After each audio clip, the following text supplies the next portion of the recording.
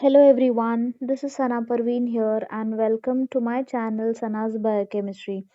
This is day 2 video of our NEET series which is our 45 days session. So this is day 2 in which we have come up again today with 15 questions as promised and we're going to start solving. If you haven't subscribed to the channel yet, please do hit the subscribe button, share it with your friends if you feel the information is really beneficial and others can get benefited by this too. As you all know, the way that we go for question answer solving is I'll be reading the question, I'll be reading the options as well. I'll give you 2 to 3 seconds so that you can try answering it by yourself, and then we go for answering, and then we go for explanation part related to that question. So let us begin with the first question.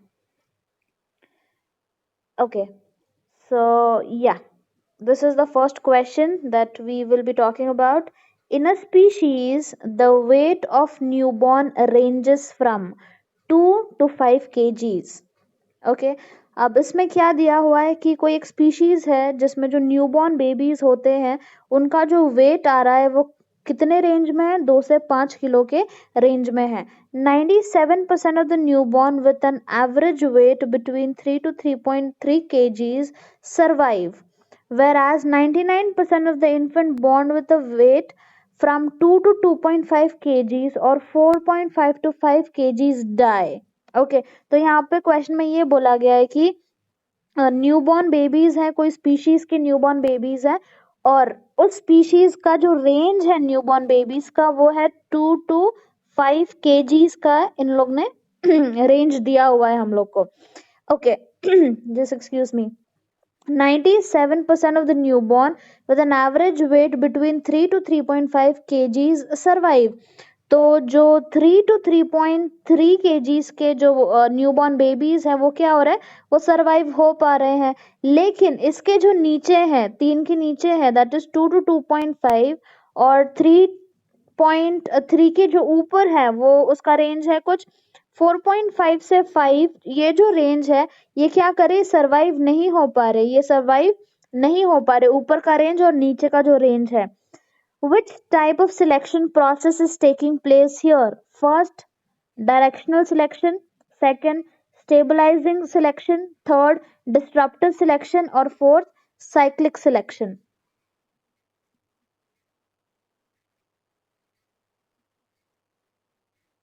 Okay. So if you're done trying, guessing the answer, I will tell you the answer. The answer to this question is stabilizing selection. Okay. अब इसका explanation क्या है वो जरा हम देखने की कोशिश करते हैं. In this when you talk about selection, देखो पहले हमको यहाँ पे बात करना पड़ेगा. देखो सिलेक्शन के बारे में हम बोल रहे हैं तो डेफिनेटली हम नेचुरल सिलेक्शन के ऊपर बात करेंगे. अब नेचर किसको सिलेक्ट करता है, यहाँ पे कंसेप्ट आता है survival of the fittest. Survival of the fittest मतलब जो फिट होगा वो क्या होगा, नेचर उसको सिलेक्ट कर लेगी और वही क्या होगा, वही सर्वाइव होगा. सो this is called survival of the fittest. अब हम अपने रेंज में आ जाते हैं. अब ये सर्वाइवल फिटेस्ट का हो रहा है मतलब इसमें क्या है, कुछ पर्टिकुलर फीचर्स हैं इसके इसके बारे में जो कि नेचर ने क्या क्या सिलेक्ट किया है, बिकॉज इस फीचर की वजह से ये जो स्पीशीज है ये फिट है. ओके अब जो हमको रेंज के बारे में जो हमको बात करना है वो हमको रेंज दिया है 2 to 5 kgs का रेंज दिया हुआ है. ओके उसमें से सर्वाइवल जो जिनका हो पा रहा है वो है 3 to 3.5 kgs. ओके तो ये है, ये हमारा सर्वाइवल रेंज है, ये सर्वाइव होंगे. इसके जो नीचे वाले हैं that is 2 to 2.5, this category is dying not surviving. इसके जो ऊपर की कैटेगरी है जैसे कि 4.5 to 5, ये भी क्या कर रहे हैं, ये भी die, they are dying, they are not surviving. Okay तो ये भी कैटेगरी सर्वाइव नहीं हो पा रही और ये भी कैटेगरी सर्वाइव नहीं हो पा रही है. ओके तो अब इसको हम जरा पिक्टोरियल ग्राफिकल रिप्रेजेंटेशन में समझने की कोशिश करते हैं. ठीक है, अब यहाँ पे we have got a graph like this. और इसमें ये ग्राफ ऐसा हो गया है। तो अगर हम देखेंगे तो ये जो सेंट्रल पोर्शन है इसमें जो किड्स है ये सरवाइव कर पा रहे हैं, जो कि हमारा वो जो बीच वाला रेंज था, बीच वाला हमारा रेंज था 3 to 3.3 kgs। ओके, ये सरवाइव हो जा रहे हैं। लेकिन जो नीचे के जो रेंज है यहाँ पे जो है ये वाले, ओके, ये कौन सा रेंज था, ये था 2, ओके, सो ये रेंज क्या था 2 to 2.5, और यहाँ पे था 4.5 to 5। तो अगर ये सिलेक्ट नहीं होंगे तो ये जो रेंज है ये एलिमिनेट आउट हो जाएगा। ओके, ये रेंज क्या हो जाएगा, एलिमिनेट आउट हो जाएगा, और जो हमको ग्राफ दिखेगा वो होगा जरा ये ऐसा पीक वाला ग्राफ दिखेगा, क्योंकि साइड वाले जो है वो एलिमिनेट आउट हो चुके हैं। ओके, बाकी के ग्राफ अगर हम देखने की कोशिश करेंगे तो ये जो फर्स्ट वाला ग्राफ हो गया ये क्या हो गया, ये स्टेबलाइजिंग ग्राफ हो गया। ठीक है, ये क्या हो रहा है, ये स्टेबलाइजेशन की तरफ जा रहा है। ये वाली जो रेंज है ये स्टेबल है, तो इसको हम बोलते हैं स्टेबलाइजिंग ग्राफ, इसको हम नाम देते हैं। ठीक है, नेक्स्ट वाला अगर हम ग्राफ देखने की कोशिश करेंगे जिसको हम बोलते हैं डायरेक्शनल, तो ये डायरेक्शनल क्या है, एक पर्टिकुलर डायरेक्शन में ग्राफ मूव हो रहा है। ठीक है, that means you're talking about directional, this is going in this direction, which shows that the range that is 4.5 to 5 is stable. Okay, but this graph is, the directional graph is showing us like this, which is not correct because the range which was given us was something different. तो directional क्या होगा, directional नहीं होगा। और एक और हमको दिया हुआ है disruptive। ओके, डिस्ट्रप्टिव में क्या है डिस्ट्रप्टिव में ये होता है कि जब इसका हम ग्राफ देखेंगे तो ये जो है ये इसका ग्राफ ऐसा दिखता है, मतलब जो बीच वाला जो रेंज है हमारा वो ज्यादा स्टेबल नहीं है। ओके, ये साइड वाला जो रेंज है ये ज्यादा स्टेबल है, यहाँ पे भी रेंज जो है ये ज्यादा स्टेबल है, मतलब 4.5 से 5, और जो हमारा ऊपर वाला था कुछ 2 के रेंज में, तो ये इन लोग ने डिस्रप्टिव में ये बोलता है ये वाला स्टेबल है, जो बीच का है 3.5 वाला ये स्टेबल नहीं है 3 to 3.5। लेकिन हमारे इंफॉर्मेशन के हिसाब से क्या होता है, हमारे इंफॉर्मेशन के हिसाब से अगर हम देखेंगे तो हमारा जो सेंट्रल पोर्शन है वो ज्यादा स्टेबल है। तो हमारा आंसर यहाँ पे हो जाएगा, if we again look at the options, directive selection, directional selection, stabilizing, disruptive and cyclic selection में, तो आंसर हमारा यहाँ पे हो जाएगा which is stabilizing selection according to the graphical representation that we've just seen। आगे चलते हैं। ओके, ये जरा लेंदी क्वेश्चन हो गया था। Okay, fine. The correct sequence of phases of cell cycle is, we have to select the correct phase in which the cell cycle works। कैसे work करता है cell cycle?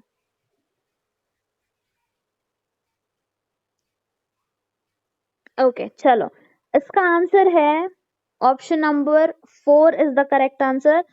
How and why we are going to see that now. Okay, cell cycle actually होता क्या है, cell cycle में क्या होता है, सेल जो है ये नंबर में इंक्रीज होते हैं, डीएनए जो है इनका डुप्लीकेट होता है डीएनए, फिर साइटोप्लाज्म डिवाइड होता है और इससे क्या होते हैं, डॉटर सेल्स बनते हैं। तो सेल साइकिल में अगर मेरे पास एक सेल है तो इसके क्या बन जाएंगे, इसके डॉटर सेल्स बन जाएंगे, डीएनए डुप्लीकेट हो जाएगा। ओके, तो सेल साइकिल अगर हम देखने की कोशिश करेंगे तो ये कैसा होता है, ये चलो मैंने सेल साइकिल ड्रॉ कर दी, इसमें कुछ कुछ फेजेस होते हैं।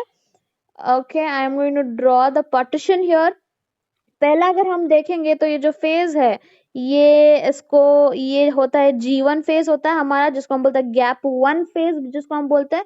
उसके बाद क्या होता है, ये S फेज होता है हमारा, सिंथेसिस फेज होता है। सिंथेसिस फेज के बाद जो फेज आता है उसको हम बोलते हैं G2 phase, that is gap 2 phase. और उसके बाद में जो फेज आता है उसको हम बोलते हैं M फेज। ओके, ये M फेज जो है ये क्या है, ये माइटोटिक फेज है। तो अगर हम सीक्वेंस के हिसाब से जाएंगे तो पहला हो गया G1, उसके बाद हो गया S सिंथेटिक फेज, G2 और M फेज। तो ये हमारी क्या है, सेल साइकिल का रिप्रेजेंटेशन है। और अगर इसको हम देखेंगे तो इसके हिसाब से हमारा क्या आंसर आ रहा है, G1, S, G2 and M phase. Okay, चलो next question we are going to see now.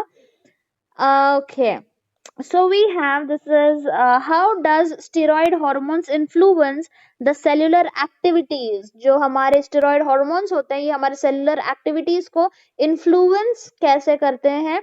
On the and the option given to us are: first, changing the permeability of the cell membrane; second, binding to DNA and forming a gene hormone complex; third, activating cyclic AMP located on the cell membrane; and fourth, using aquaporin channels as second messenger. I give you 3 seconds to answer the question. Let us see how many of you will answer. Okay.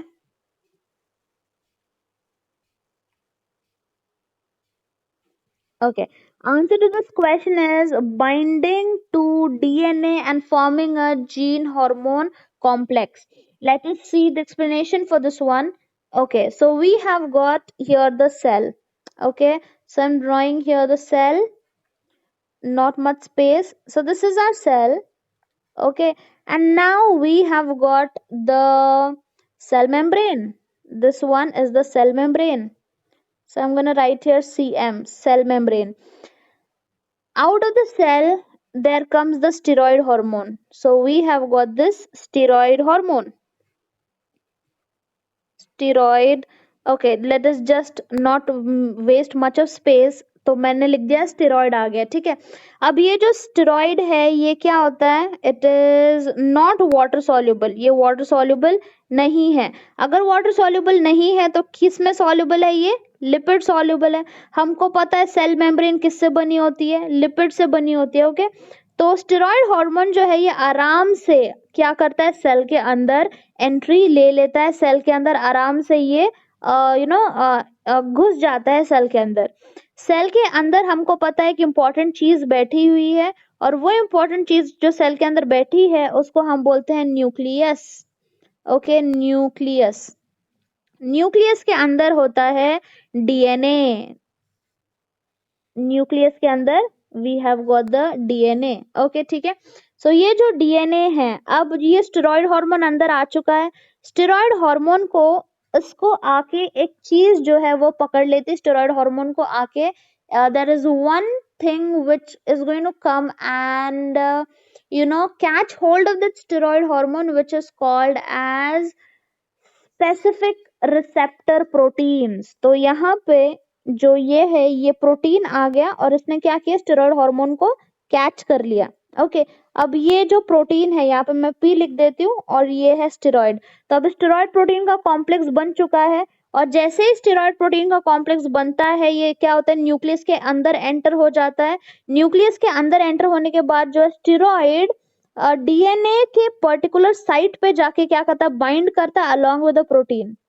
Okay, तो ये DNA के पास जाके bind हो गया. अब इसने complex बना दिया है. ठीक है, अब ये जो कॉम्प्लेक्स है, this hormone receptor complex then binds to the specific region of the DNA.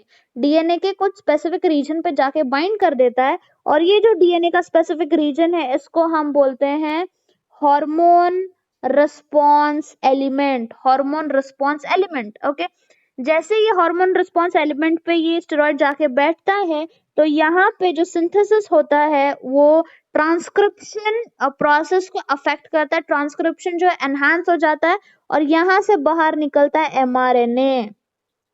Okay, अब एमआरएनए के पास आता है राइबोसोम, और राइबोसोम क्या करता है, प्रोटीन, स्पेसिफिक प्रोटीन बनाने में मदद करता है. Okay, so this was people the explanation for the working of the steroid hormone. Let us just go back to our question.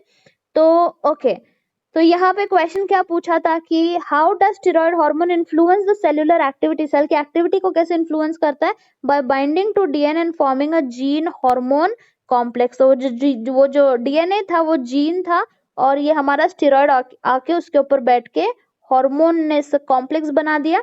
And that was the thing that happened. आगे चलते हैं. Which of the following statement is correct. Okay, lysosomes have numerous hydrolytic enzymes. Second, the hydrolytic enzymes of lysosomes are active under acidic pH. We need to identify the option which is wrong here. Okay, then third option is lysosomes are membrane bound structure, उसके पास membrane होती है lysosome के पास। और चौथा जो है यहाँ पे ये बोलता है कि lysosomes are formed by the process of packaging, are formed by the process of packaging in the endoplasmic reticulum ER. Try answering the question, people. I'll have water by that time.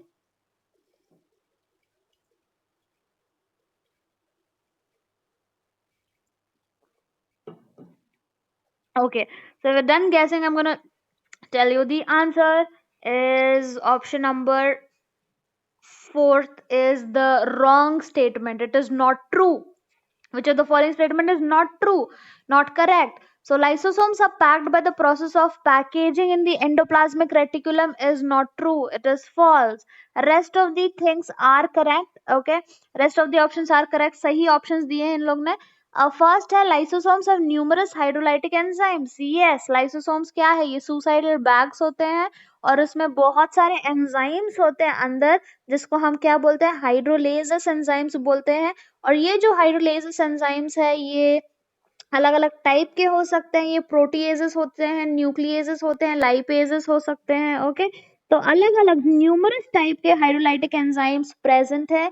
जैसे अभी मैंने बोला proteases, I just dot proteases, nucleases है ये. Okay, and then वो lipases हो जाता है. और ये सारे जो हाइड्रोलाइटिक एंजाइम्स है ये एसिडिक पीएच पे ही एक्टिव होते हैं. एंजाइम्स को ऑप्टिमम पीएच, ऑप्टिमम टेम्परेचर चाहिए ताकि ये अपना काम अच्छे तरीके से करे और फिर अपनी मैक्सिमम एक्टिविटी दिखा सके. तो एसिडिक पीएच पे जो है ये मैक्सिमम अपनी एक्टिविटी दिखा सकते हैं.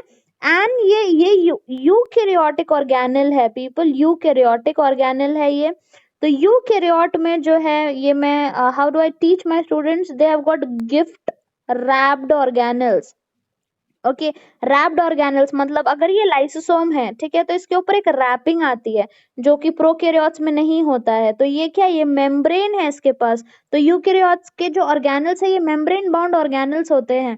लास्ट वाला जो ऑप्शन है इसको समझने के लिए हमको एक डायग्राम का यूज करना पड़ेगा. So I am going to draw that diagram.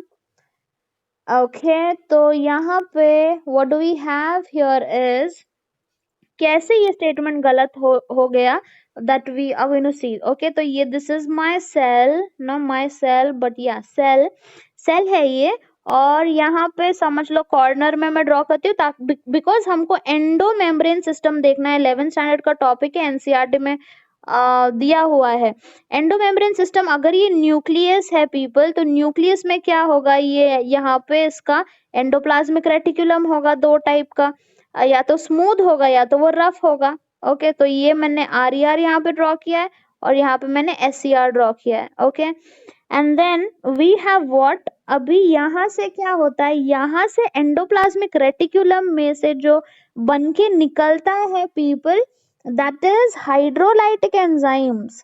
Hydrolytic enzymes, ठीक है, हाइड्रोलाइटिक एंजाइम्स यहाँ से क्या हो रहे हैं, बन रहे हैं, यहाँ पे सिंथेसिस हो रहा है और ये वेसिकल में पैक होके बाहर आ रहे हैं.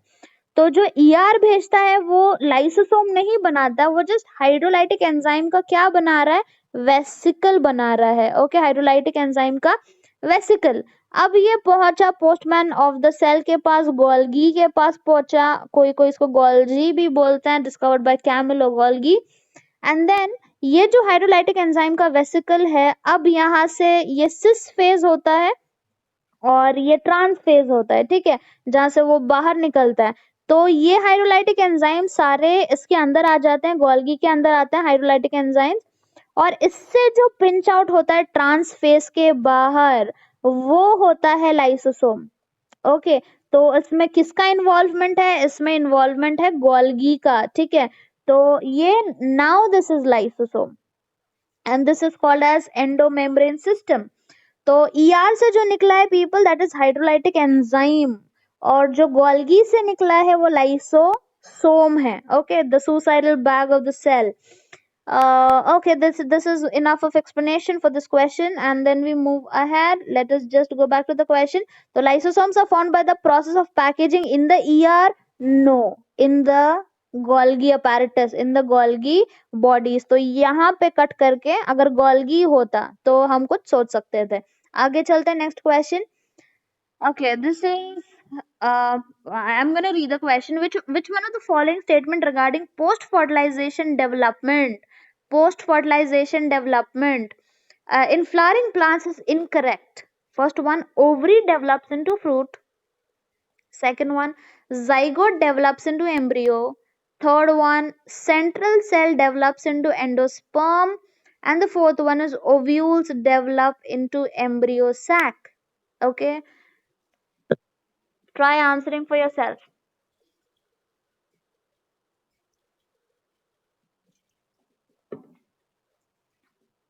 Okay, so here what we have is the correct answer. I should be telling you first of all. तो इसका आंसर अगर हम देखने की कोशिश करेंगे तो इसमें आंसर आ जाता है कि जो ओव्यूल्स है ये हमको इसमें क्या पहचानना है, तो जो statement regarding post fertilization in the flowering plant is incorrect, कौन सी स्टेटमेंट जो है वो इनकरेक्ट स्टेटमेंट है। तो इनकरेक्ट स्टेटमेंट यहाँ पे ovules develop into embryo sac, this is incorrect statement. How, let us just dive in the explanation part.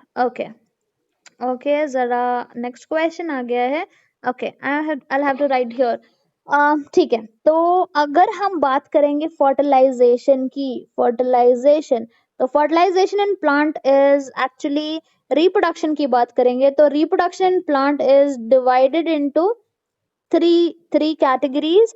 The first one is called as pre-fertilization. Then we have got double fertilization. We are talking here about, हम यहाँ पे बात कर रहे हैं flowering plants की बात कर रहे हैं, जिसको हम बोलते हैं एंजियोस्पर्म्स की बात हो रही है यहाँ पे। और उसके बाद आता है हमारा पोस्ट फर्टिलाइजेशन। तो पोस्ट फर्टिलाइजेशन में क्या होता है, कुछ कुछ इवेंट्स होते हैं और उसी इवेंट्स के बेसिस पे ये क्वेश्चन फ्रेम किया गया है।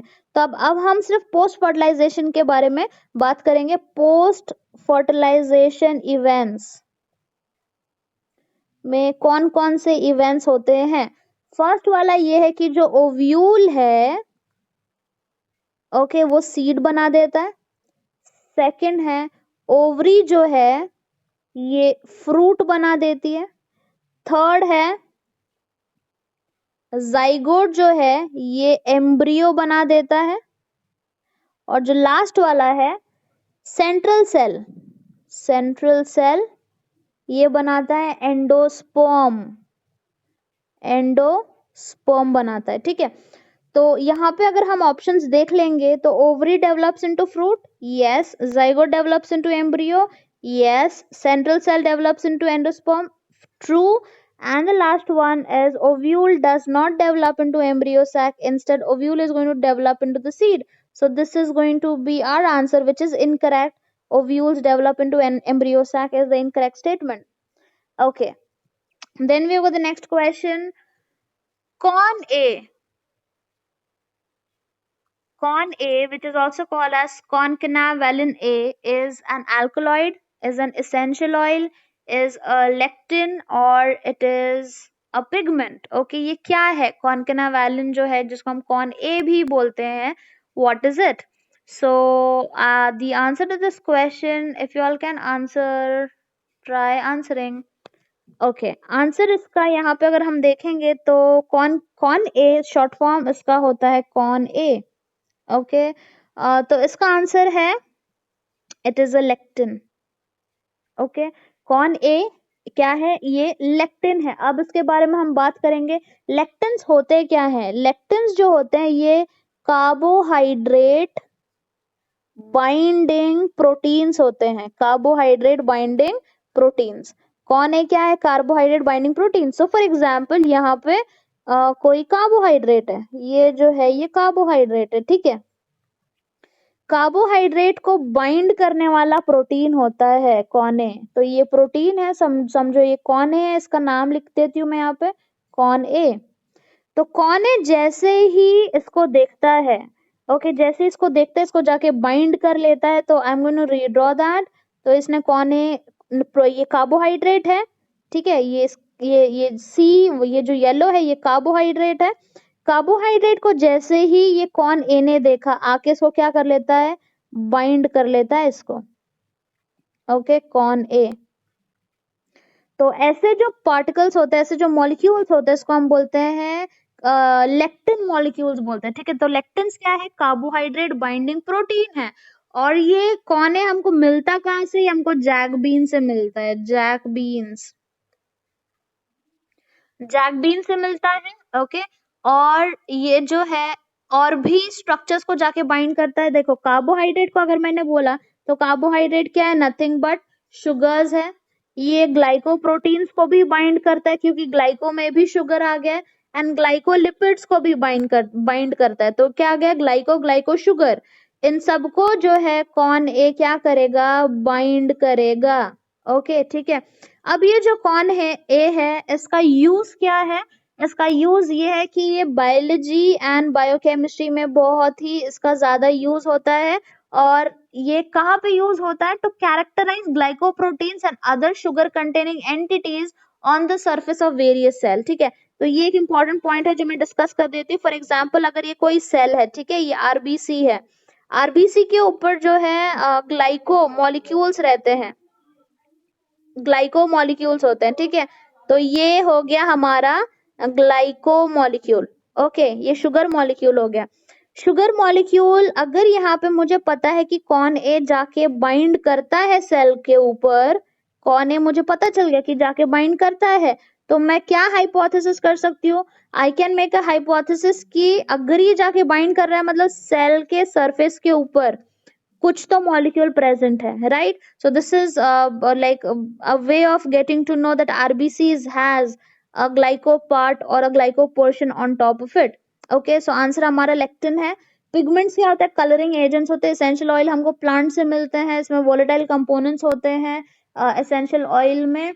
और for example clove oil and alkaloids क्या होते हैं, ये हमारे वेरी फेमस मॉर्फिन होते हैं, एट्रोपिन होते हैं, जो कि हमारे फिजियोलॉजिकल एक्शंस जो है ह्यूमन के अफेक्ट करते हैं, अल्कलॉइड्स। ओके, और पिगमेंट्स जैसे मैंने अभी बताया ये कलरिंग एजेंट्स होते हैं, कलर देते हैं। Okay, next question we have that which one of the following equipment is essentially required for growing microbes on a large scale for industrial production of enzymes? NCERT chapter, not chapter, text book है 12th standard की, उसमें diagram बहुत ही खूबसूरत दिया हुआ है और वहां पे आप जाके देख सकते हैं। तो आंसर इसका है bioreactor is the correct answer. In detail you going to go and if you see in NCERT 12th standard text book biology, तो उसमें आपको पूरा डिटेल मिल जाएगा। आंसर यहाँ पे बायोरिएक्टर है। So I am not, there is no much of explanation in this. सिर्फ bioreactors होते क्या है, बड़े बड़े चेम्बर्स होते हैं जिसमें खाना डाल देते हैं, ओके, न्यूट्रिएंट्स डाल देते हैं, उसमें माइक्रोब्स को हम डालते हैं और माइक्रोब्स क्या करते हैं, फर्मेंटेशन प्रोसेस करते हैं। यहाँ पे इसके अंदर जो है ये स्टरर होता है, फिर इसके अंदर हम ऑक्सीजन भी ऐड कर सकते हैं, सारा पीएच टेम्परेचर मेंटेन करते हैं टेम्परेचर। तो फिर ये बायोरिएक्टर में क्या होता है, which one of the following equipment is essentially required for growing microbes on large scale. तो माइक्रोब्स जो है लार्ज स्केल पे ग्रो करने लगते हैं क्योंकि इतना सारे न्यूट्रिएंट हमने इसमें डाला हुआ है। और ये क्या अगर हम, definitely we humans are very greedy, तो हम कुछ भी बेफालतू में नहीं करेंगे, फालतू में नहीं करेंगे, राइट। तो हमको क्या चाहिए, हम माइक्रोब्स को ग्रो क्यों कर रहे हैं, ताकि उनसे हमको कुछ एडवांटेज मिले, राइट। तो एडवांटेज क्या है, हम माइक्रोब्स को ग्रो कर देते हैं और उनको बोलते हैं हमको बना के दो, क्या एंजाइम बना के दो, तभी हम तुमको खाना देंगे। तो माइक्रोब्स हमको क्या करते हैं, एंजाइम बना के दे देते हैं। तो आंसर इज बायोरिएक्टर। आगे चलते हैं, next question is okay, so we have got, consider the following statement. क्या statement है, coenzyme or metal ions which are tightly bound, coenzyme or metal ions which are tightly bound to enzyme protein is called as prosthetic group. Second वाला है, a complete catalytic active enzyme with its bound prosthetic group is called as apoenzyme. Select the correct option. Both A and B are true. A is true but B is false. Then we have got both A and B are false, and A is false but B is true. What is the thing?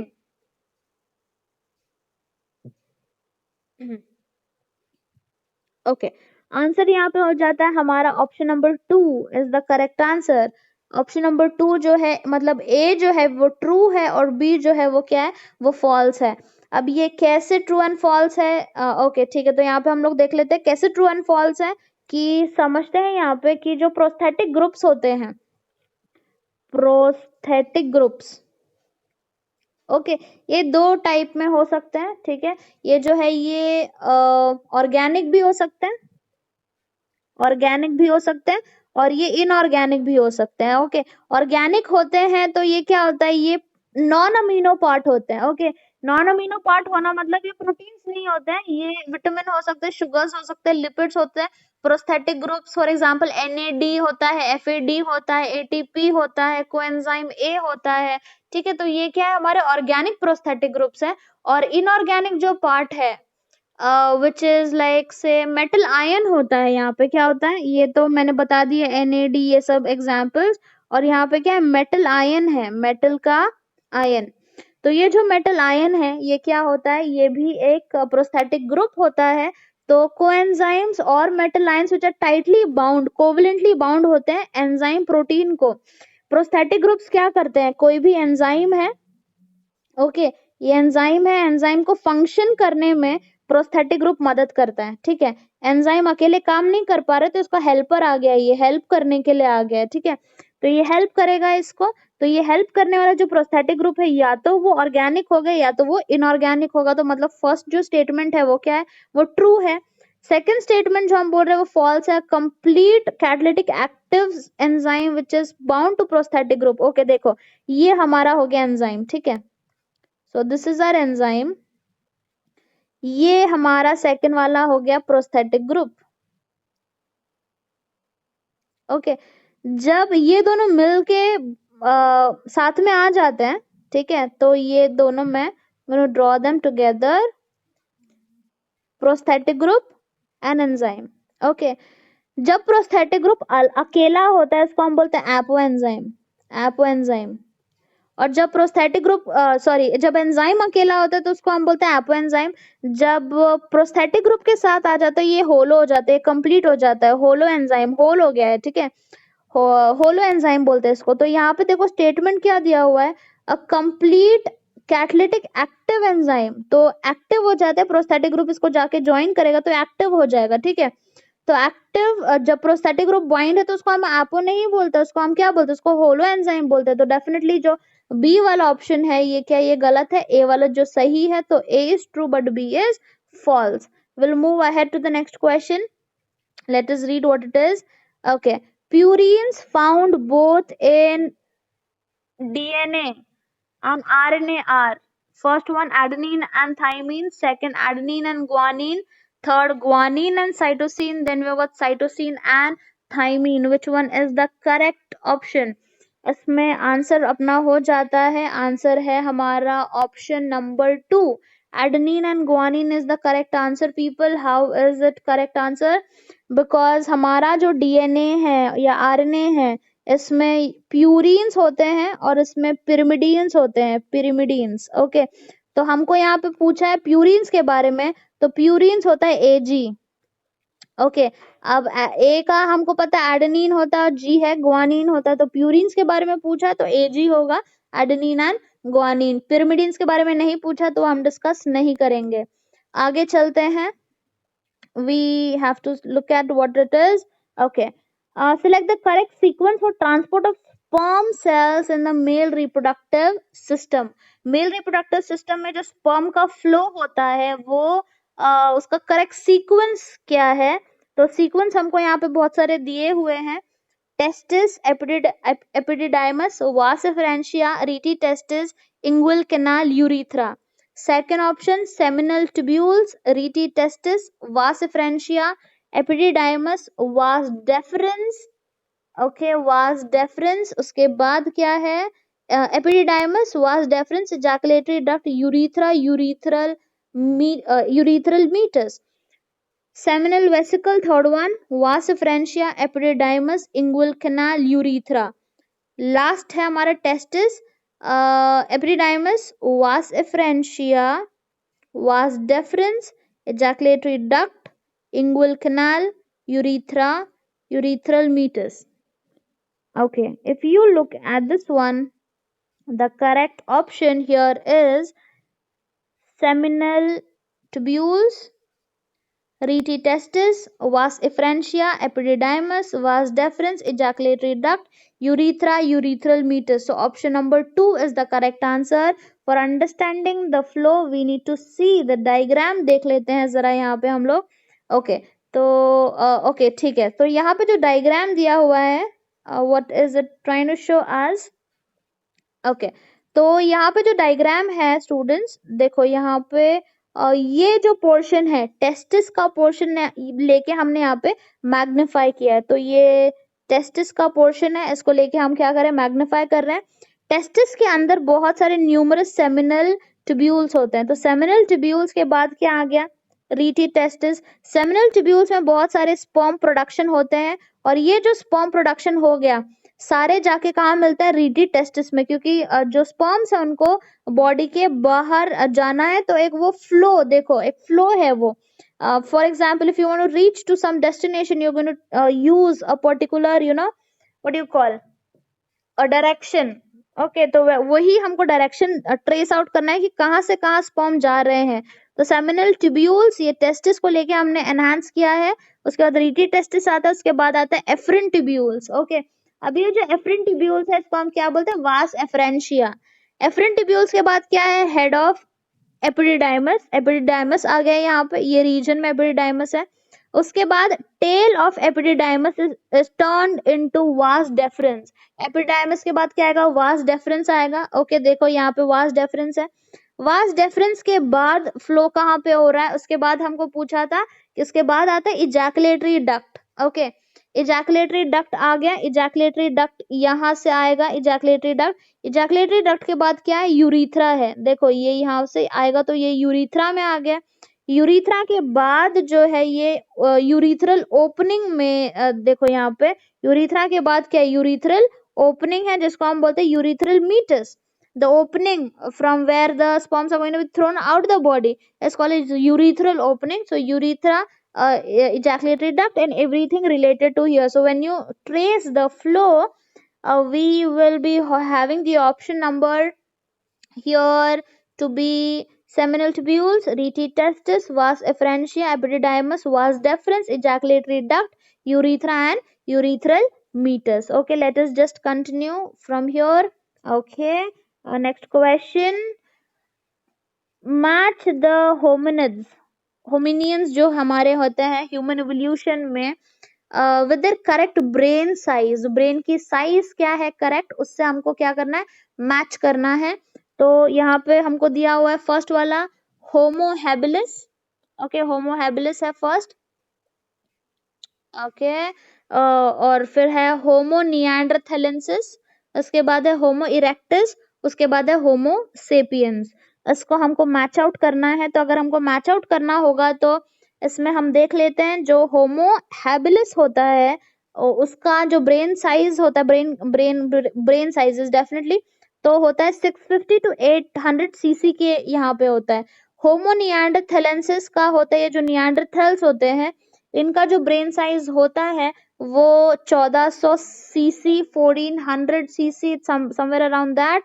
Homo erectus is around 900 cc, and Homo sapiens is around 1350 cc, that is 1350 cc. Okay, so when you look at that and you match up, the option जो हमको आएगा correct is going to be here option number C. Okay, option number C हो जाता है is the correct answer. A का क्या है, ये वाला है. B का क्या है, फोर्थ वाला है. C का क्या है, फर्स्ट वाला है. और D का है होमोसेपियंस. थोड़ा इसके बारे में हम बात कर लेते हैं कि जो होमो हैबिलिस थे, ठीक है, जरा ये बहुत अच्छे अच्छे वीडियोस हैं एक्चुअली यूट्यूब के ऊपर इवोल्यूशन, ह्यूमन इवोल्यूशन के ऊपर, होमिनियंस के बारे में, या तो फिर उनके ब्रेन साइज या क्या क्या करते थे ये लोग. तो इसके बारे में जब हम बात करेंगे तो जो हमारे होमो हैबिलिस थे ये थे केवमैन। ओके, केव में रहते थे ये लोग, और ये जो टूल्स जो इस्तेमाल करते थे ये स्टोन के टूल्स इस्तेमाल करते थे। Okay, they used to make their tools out of stone, so these were homo habilis.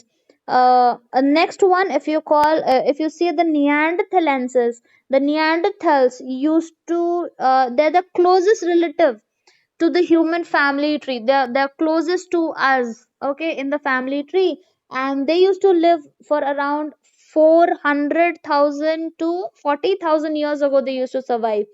और वो लोग पहले ऐसे स्पीशीज थे, या मतलब पहले ऐसे होमिनियंस थे जो कि कोल्ड ग्लेशियल एनवायरनमेंट में वो जाके वहां पे उन्होंने रहना शुरू किया था इकोसिस्टम के अंदर।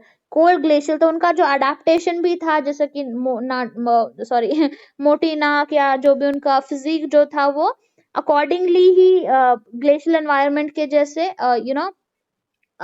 ये हुआ था, अडेप्ट हो गए थे उनके तरीके से। उनका जो ब्रेन था हमारे ह्यूमन मॉडर्न ब्रेन के हिसाब से, उनका जो ब्रेन था वो उसका साइज बड़ा था, ह्यूमंस का जरा अगर हम देखेंगे तो छोटा होता है। तो neanderthalensis if you C 1400 CC, तो उनका ब्रेन साइज क्या था, बड़ा था, और नाक भी बड़ी थी, ब्रेन का साइज भी बड़ा था, और ये लोग शेल्टर बिल्ड करते थे, क्लोथिंग में इन्वॉल्व होते थे, और जो इनके टूल्स थे ये बोन से टूल्स बनाते थे, बोन से टूल्स बनाने की, और ये जो है बोन मैरो खाते थे ये लोग, bone marrow, they used to eat bone marrow, they found it to be like delicacy उनके लिए था, निएंडरथैलेंसिस के लिए। और जो होमो इरेक्टस की अगर हम बात करेंगे तो होमो इरेक्टस जो है इनका जो फोरहेड था वो काफी बड़ा था फोरहेड, और जो ब्रेन की कैपेसिटी थी, ब्रेन की कैपेसिटी जो है वो कम थी, ब्रेन की इनकी कैपेसिटी। आगे चलेंगे नेक्स्ट क्वेश्चन के ऊपर, आंसर हमने ऑलरेडी देख लिया है। वेरिएशन की बात करते हैं, cause by mutation was proposed by Hugo de Veris are random and directional less, random and directional small and directional less. तो अगर आपको ह्यूगो डे वेरिस का एक्चुअली म्यूटेशन पे एक बहुत बड़ी थ्योरी है, वो थ्योरी अभी फिलहाल के लिए हम डिस्कस नहीं करेंगे क्योंकि I don't want to make the video too long. तो ह्यूगो डे वेरिस जो थे ये एक डच बोटानिस्ट थे, और ये बिलीव करते थे कि जो न्यू स्पीशीज है एकदम सडनली म्यूटेशन क्या होता है, सडन अपीयरेंस, सडन चेंज, वो बिलीव करते थे mutation is any sudden variation होता है। तो वो न्यू स्पीशीज वो बोलते थे कि फॉर्म कब होती है, जब कंटिन्यूअस वेरिएशन होता है, और ये जो वेरिएशन एकदम सडन वेरिएशन है। इन्होंने एक प्लांट के ऊपर काम किया था जिसको हम बोलते हैं एक प्लांट के ऊपर काम किया था जिसको हम बोलते हैं लमार्कियन। ओके, इसका पूरा नाम अगर हम देखेंगे प्लांट का, इसका पूरा नाम था Oenothera lamarckian was the name of the plant, which is also called as evening primrose.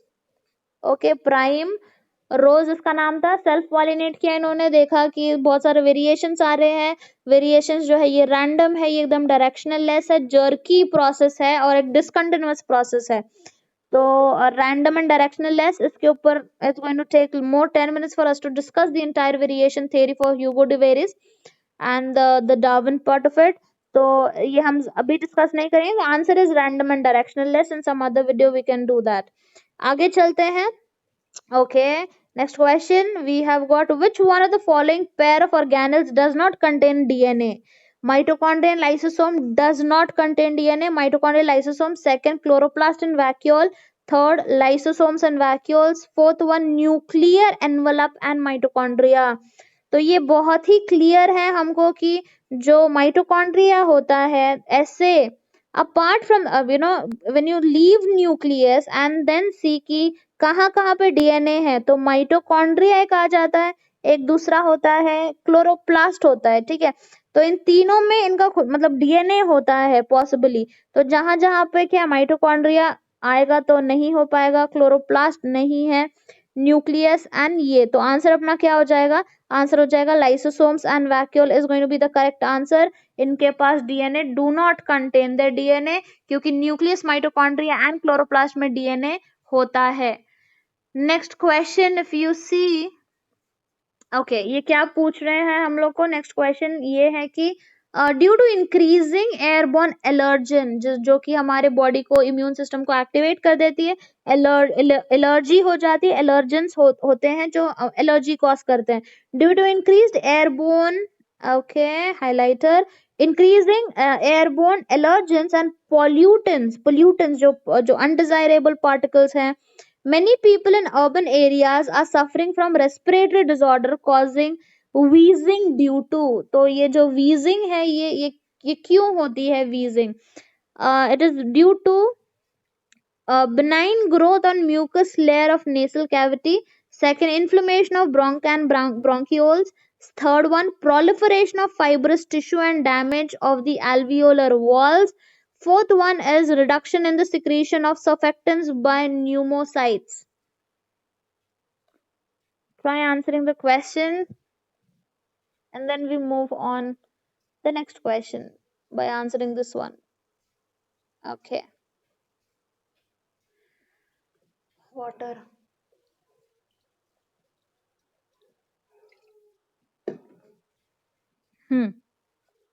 Answer to this question is inflammation of ब्रोंका and bronchioles.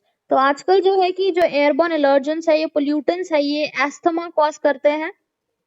And when they cause asthma, it is after the in this condition actually होता क्या है, जो asthma है इसमें हमको breathing में difficulty होती है, और ब्रीदिंग में डिफिकल्टी तो we breathe heavy, the patients breathe heavy, and when they breathe heavy you get a whistle like sound, सीटी के जैसे एक साउंड आता है कि उनके ब्रीदिंग में से सीटी के जैसे साउंड हो रहा है, because they trying to breathe heavy. और उनके क्यों ये ब्रीथ हैवी हो रहा है, क्योंकि उनके जो मसल्स है वो जरा टाइटन अप हो जाते हैं, और जो है ब्रोंकाई एंड ब्रोंक्यूल्स में इन्फ्लेमेशन होता है। ओके इन्फ्लेमेशन, जलन होने लगती है वहां पे, नॉट जेलसी, एनवी की बात नहीं कर रही हूँ, इन्फ्लेमेशन जो है जलन होने लगती है, और वो है ब्रोंकाई एंड ब्रोंक्यूल्स में होता है, जो कि एलर्जेंस या पोल्यूटेंट्स की वजह से ये जो है ट्रिगर अप हो सकता है। Next question, I think this is the last question. Okay yeah probably okay so we read out the select the incorrect statement. Male fruit fly is heterogametic. In male grasshoppers 50% of the sperms have no sex chromosome. In domesticated fowls, sex of progeny depends on the type of the sperm rather than the egg. And the fourth one is human males have one of their sex chromosome much shorter than the other. We need to tell the answer, and then I give you 3 seconds and then we go for explanation part. Okay. We have the answer here to be, people, option number C. Okay ये third वाला जो है हमारा answer है, incorrect है ये। In domesticated fowl sex of progeny depends on the type of the sperm rather than the egg. For understanding this we go into the explanation part, last question, then we end up with the video. Okay तो जो हमारा यहाँ पे first option दिया हुआ है, let us just check what it is. Male fruit fly is heterogametic. Male जो fruit fly होता है ये क्या होता है, ये ड्रोसोफिला होता है। Male fruit fly is drosophila. Okay fruit fly not male, fruit fly. okay fruit fly क्या है, ड्रोसोफिला है, ठीक है। ड्रोसोफिला जो है, मेल जो ड्रोसोफिला होते हैं ये इसमें क्या होता है कि ये हेट्रोगैमेटिक होते हैं, हेटेरोगैमेटिक। जैसे हमारे ह्यूमन मेल्स होते हैं हेट्रोगैमेटिक होते हैं, XY प्रोड्यूस करते हैं, वैसे ड्रोसोफिला भी हेट्रोगैमेटिक है। और जैसे ह्यूमन फीमेल्स होती है होमोगैमेटिक, वैसे ड्रोसोफिला की भी ह्यूमन ड्रोसोफिला की भी जो फीमेल है ये होमोगैमेटिक होती है। ओके तो फर्स्ट वाला जो ऑप्शन है वो क्या है, वो करेक्ट है। मेल जो ड्रोसोफिला है ये क्या है, हेट्रोगैमेटिक है। ये दो टाइप के इसमें गैमीट्स प्रोड्यूस हो जाते हैं।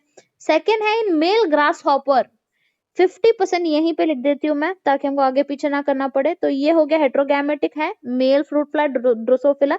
सेकेंड वाला जो ऑप्शन है, in male grasshopper 50% of the sperms have no sex chromosome. तो यहाँ पे अगर हम ग्रास हॉपर की बात करेंगे तो इसमें होता है XX एंड X0। तो XX क्या है, ये फीमेल का क्रोमोसोम है और X0 क्या है, ये मेल का है। तो जब मेल दो जो गैमीट बनाएगा तो एक तो X होगा, एक तो 0 होगा, तो ये 50% होगा, ये 50% होगा, तो 50% में तो sex you know sex chromosome आया ही नहीं है यहाँ पे कहाँ है, यहाँ पे सेक्स क्रोमोसोम नहीं आ पाया है, क्योंकि ये क्या है, ये O है, 0 है, whatever you want to pronounce it. तो this is also correct. Okay, जो इसके बाद नेक्स्ट वाला है, ये जो ऑप्शन यहाँ पे दिया हुआ है कि human males have one of the sex chromosomes much shorter than the other. Exactly, if we talk about human females we have got XX and human males have got XY। तब ये क्या है, ये देखो, ये Y वाला जो है ये शॉर्टर है X से, तो ये भी जो स्टेटमेंट है ये ट्रू है। हमको इनकरेक्ट स्टेटमेंट फाइंड करना है, तो ये वाला जो स्टेटमेंट है ये इनकरेक्ट स्टेटमेंट है। अब ये जो फाउल्स है या ये जो बर्ड्स है, ओके, फाउल क्या है, ये बर्ड्स है। बर्ड्स में क्या होता है, XX एंड XY। तो इनके जो मेल्स होते हैं ना, इनके जो मेल्स होते हैं, ये मेल्स होते हैं होमोगैमेटिक। ओके, ये होमो है, ये मेल है यहाँ पे।